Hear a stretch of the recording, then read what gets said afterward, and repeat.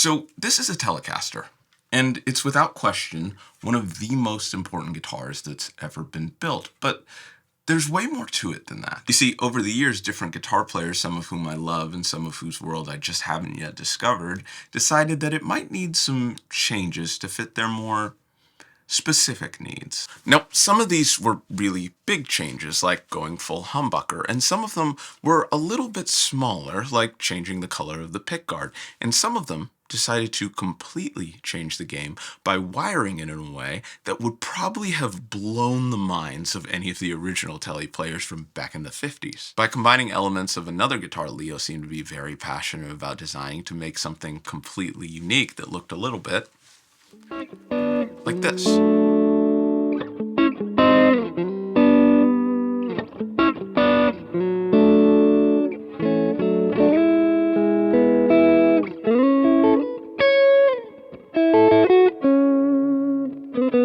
You see, this is a Telecaster. More specifically, this is a Nashville Telecaster. And the lore behind these guitars goes way far back, like at least 5 years before I was born, to the early 1950s, when Leo Fender was designing the first ever mass-produced solid body guitar. But they didn't yet look like this, and even had completely different wiring from a lot of the Teles that we're used to today. But things like the general body shape, those really stood the test of time for over 75 years. They looked a lot closer to something like this. And if you're at all familiar with the Tele mythos, you probably know what I'm talking about. And when it comes to the sound, at least since the late 60s, you have that legendary sound from the neck pickup.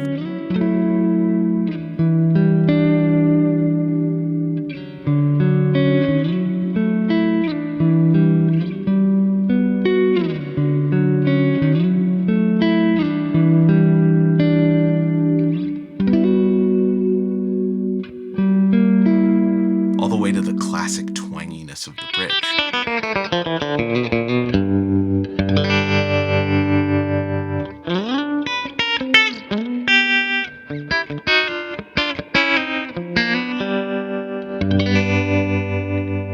And with so many different variations over the years, depending on what people were willing to experiment with, some people have even called something like this the most versatile electric guitar ever made.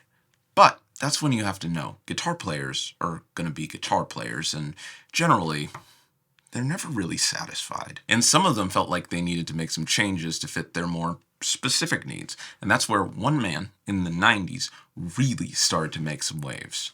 His name was actually Joe Glazier. Now, I've lived in Nashville for almost a decade, but I had no clue who that was, so I decided to do some investigative journalism, aka watch a few Zach Childs videos, and what I found was nothing like I could have ever imagined. You see, Joe didn't necessarily invent the Nashville-style Telecaster, as in, he wasn't the first ever person to put a Strat pickup in a Telecaster, but around the 90s, he did kind of become the face of the movement. And after having built guitars for absolute giants like Ricky Skaggs and Steve Wariner, people were asking him to build like specific copies. And that wasn't even where it ended, because he would end up working on a guitar for a very famous country guitar player. You might have heard of his name. He goes by Brent Mason, who came to Joe wanting to reconfigure one of his stock Teles. And years later, Fender would eventually release the Brent Mason Signature, a guitar that I played for the first time almost 10 years ago, at a time where I thought the Telecaster simply lacked the elegance of the Strat. Basically,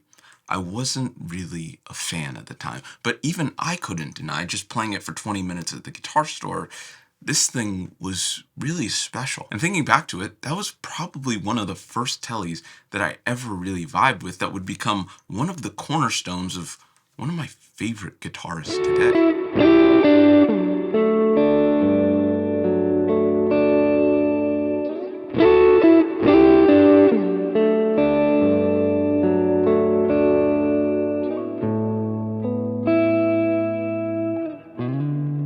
Fast forward to today, and Nashville-style Teles have kind of become a staple in the overall guitar world, not just the Nashville or country scene. And while country guys are definitely most known for making this style famous, you can see 3 pickup configurations in Teles all over music. In fact, just a couple months ago, and seeing one of my favorite bands ever, Linkin Park, one of my 5 biggest musical heroes of all time, a Mr. Mike Shinoda, about 10 leaps and bounds from country music, I noticed him also rocking a 3 Tele pickup configuration with 2 single coils and a humbucker in the bridge. And I'll let you in on the 411, realizing that Fender was soon going to be releasing the first non-custom shop American Nashville style Tele in quite a while. I felt like this was really the time to find out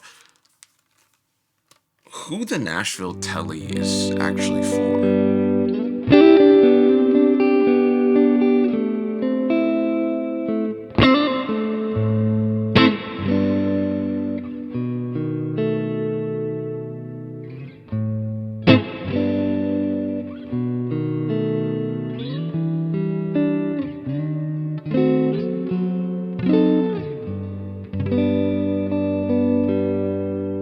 Now, when I first started playing this guitar, the pros were pretty clearly evident. I mean, adding another pickup to the middle position, more specifically a Strat pickup, completely changes the amount of potential possibilities you have. And when it came to now fully experiencing the 2 and the 4 positions on a Tele for the first time, I knew exactly what I wanted to start with.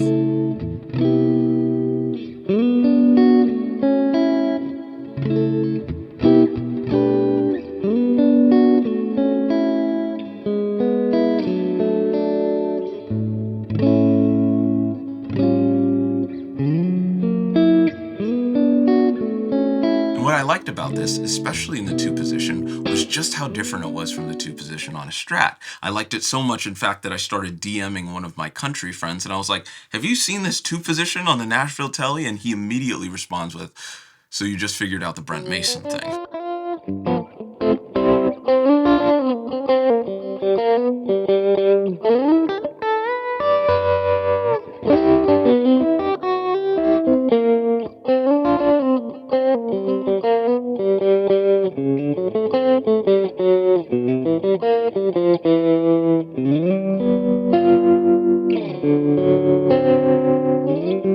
Now, addressing the 2 and the 4 positions were never going to be the only thing throwing me off about this guitar. Eventually, I was going to have to hit the middle, just the Strat position, and this is where, for my specific playing, the potential cons of a guitar like this really started to reveal themselves a little bit more. See, I've been diagnosed with a condition called middle pickup phobia that affects about 20 to 30% of guitar players, and basically what it is I have no inherent love for the middle position on a Strat. It gets absolutely zero use in my personal playing, and the same thing applied once I started playing the Nashville style Tele.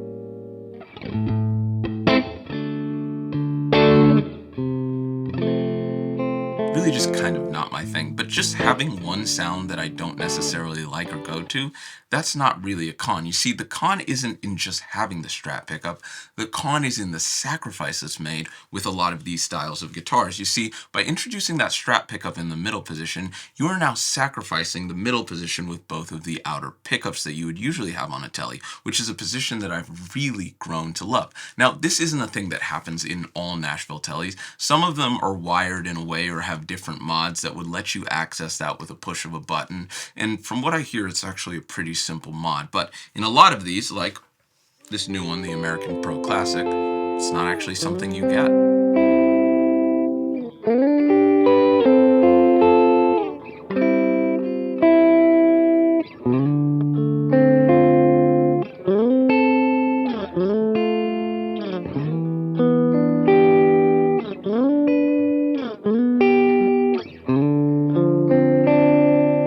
I really do feel that there's something so special about non-traditional pickup configurations when it comes to playing playing the electric guitar, because it feels like you're getting to experience a familiar instrument from a completely different vantage point, and the Telecaster is absolutely no exception. Even after only having played this thing for a couple of weeks, it's been really interesting to see just how many of the potential uses have shifted in my mind, like asking myself those bigger questions. Just how different would something like this actually be from something like a Brent Mason signature that has the humbucker in the neck instead of this layout, or even the Mike Shinoda one that I saw that has the humbucker in the bridge.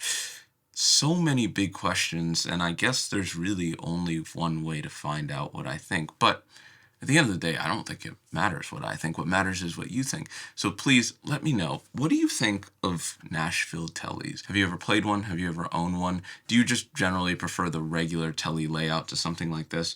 Please let me know in the comments. Anyways, thank you so much for watching this video. I feel like I've been doing so much stuff with Teles more recently that being able to cover something still within the realm of the Telecaster, but from a different vantage point like the Nashville for the first time, felt really refreshing. But if you want to know anything more about the American Pro Classic Hotshot, got this one from the homies at Fender. The links will be in the description. Make sure to check it out. One of the best ways to support the channel, if that's something you want to do. Or if you're just curious about any of the other gear that we used in this video, amps, pedals, heck, even the camera. Make sure to check out those links. Also, thank you so much to all of my patrons. There's some extra exclusive content on there. If you want to join the community, like and subscribe if you had a good time. And most importantly, most important of all, have a fantastic night.